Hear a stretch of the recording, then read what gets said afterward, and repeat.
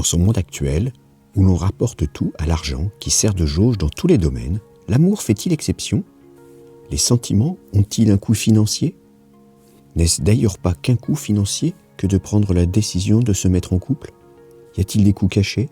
Des coûts qui ne sont pas monnayables ? C'est ce que je te propose de découvrir dans cet article. Bonjour à toi, tu es bien sur la chaîne Harmonie Décor. Cette chaîne est principalement destinée à ceux et celles qui auraient des difficultés de couple ou qui voudraient en savoir plus sur la sexualité. Je m'appelle Christophe, je suis thérapeute de couple et sexothérapeute et j'aide à travers le site harmoniedécor.fr, harmoniedécortoutattaché.fr, grâce à des articles, des formations et des contenus, à aider tout à chacun dans sa vie intime et sa vie à deux. Comment l'amour peut-il aujourd'hui s'acheter, tout comme une baguette de pain ou une paire de chaussures ? J'imagine que tu en as pris conscience. Nous vivons toutes et tous dans un monde où l'argent est roi. Pire même, c'est le Graal, que beaucoup tentent d'amasser jusqu'à ne plus savoir qu'en faire, à l'image de Picsou. Encore que lui nage dedans. Ainsi, tout semble pouvoir s'acheter. Le temps par exemple, en prenant des esclaves. On me dit dans l'oreillette que ce n'est pas le terme à utiliser. Je reprends. En prenant des employés pour effectuer les tâches que l'on ne considère pas comme essentielles pour nous. La santé s'achète dans une certaine mesure. Jusqu'à présent, on reste quand même tous identiques face à cette fin inéluctable, bien que certains se soient fait cryogéniser en espérant un jour revivre de leur mort. Bon, il faut en tout cas avoir un sacré ego pour se croire si nécessaire à l'humanité. On peut aussi acheter des amis, enfin, plutôt des personnes qui vont sûrement faire illusion en les couvrant de bien. Mais le jour où il faudra vraiment compter sur eux, le feront-ils comme de réels amis sans arrière-pensée ou bien se demanderont-ils combien de zéros sur le chèque ce coup de main va se monnayer ? Alors, l'amour peut-il aussi s'acheter ? Est-ce que l'argent permet de plus facilement entrer en contact, avoir un premier rendez-vous ou un premier soir ?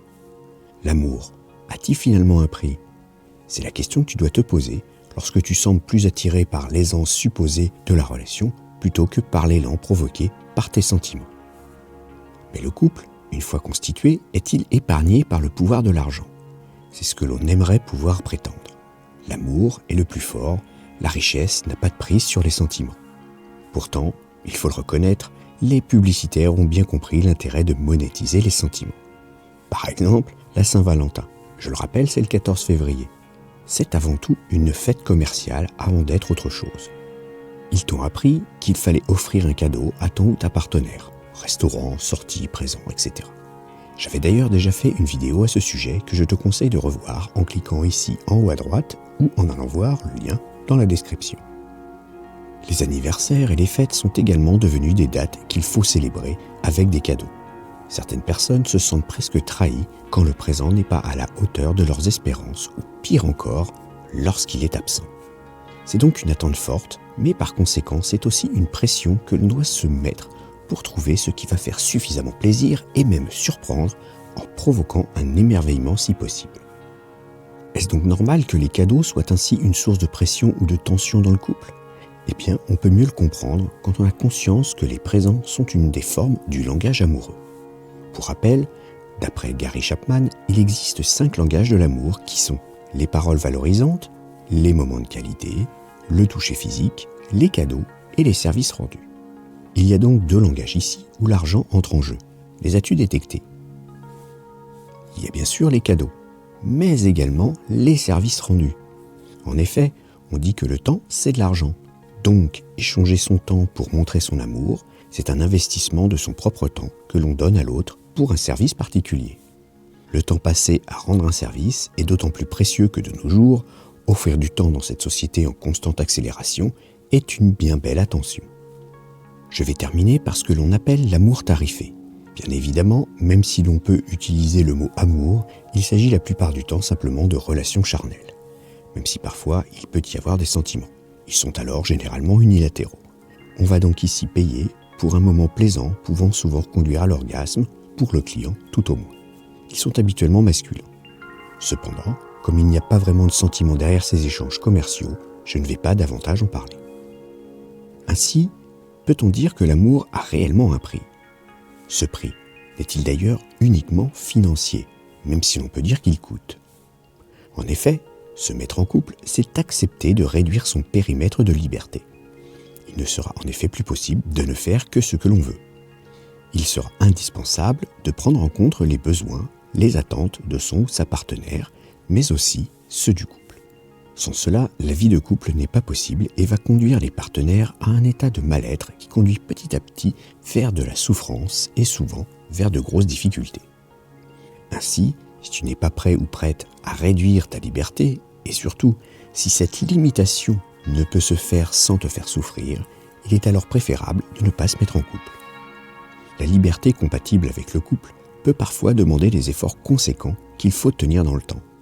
On peut penser au départ que cela sera facile et puis se rendre compte que c'est coûteux, trop coûteux. Vous devez alors déterminer une nouvelle façon d'être ensemble pour que chacun puisse avoir l'espace de liberté minimum qui convient afin que la relation puisse perdurer. Si toutefois cela n'est pas possible, il est souvent préférable de se séparer en bons termes et d'un commun accord plutôt que de pousser l'expérience jusqu'à se déchirer car plus personne ne s'y retrouve. Il faut aussi reconnaître que s'attacher dans un couple peut avoir un coût. Ce coût n'est, lui non plus, pas d'ordre financier. En effet, plus on s'attache et plus on a de risques de souffrir dans certains cas. Cela commence déjà par l'inquiétude par rapport au bien-être et la santé de ses partenaires. Tu vas donc plus ou moins te soucier éventuellement lors de l'absence, de déplacements ou de problèmes physiques par exemple. Lorsque les sentiments sont très intenses et que la confiance en soi n'est pas suffisamment présente, c'est souvent la jalousie qui s'invite. Elle peut non seulement faire souffrir l'un et l'autre des partenaires, mais en outre fortement déstabiliser le couple. Il faut également considérer la réelle souffrance que l'on ressent lorsque le couple va mal. Le paroxysme est atteint en cas de rupture. Cette fois, le coût est élevé. Tu vas le ressentir aussi bien sur le plan physique que mental ou encore émotionnel. En clair, tu vas douiller. Et le bonheur dans le couple, a-t-il un coût ? En effet, l'amour est une chose, mais sans éprouver de bonheur, au moins partiellement, à vivre cette histoire d'amour, encore une fois, ce sera la souffrance qui surviendra inévitablement. Ainsi, pour inviter ce bonheur, il faut avoir un coût qui ne sera pas financier. Il te faudra en effet faire les efforts nécessaires et indispensables pour maintenir ton couple dans une bonne entente et une joyeuse complicité. Ce n'est jamais simple, d'autant plus que l'on est vite rattrapé par le manque de temps, la fatigue, le stress du quotidien, etc. Les efforts devront être aussi intenses en début de relation qu'après plusieurs années. Même si l'on pense toujours être doté de volonté et de bonnes intentions, surtout dans les premiers temps, il faudra parfois se faire violence pour faire perdurer cet état.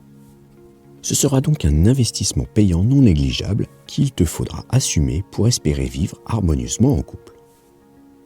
Comme tu le vois, se mettre en couple va non seulement demander un investissement financier, mais encore plus un investissement tout autre que monétaire.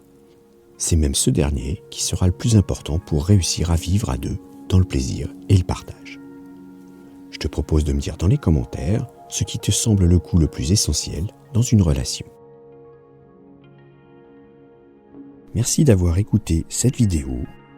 Pour aller un peu plus loin et rejoindre le cercle des fins connaisseurs pour une sexualité épanouie, je te conseille de t'abonner à la newsletter.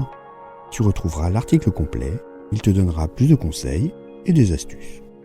Abonne-toi à la chaîne, active le petit pouce bleu, éventuellement ajoute un commentaire et à bientôt.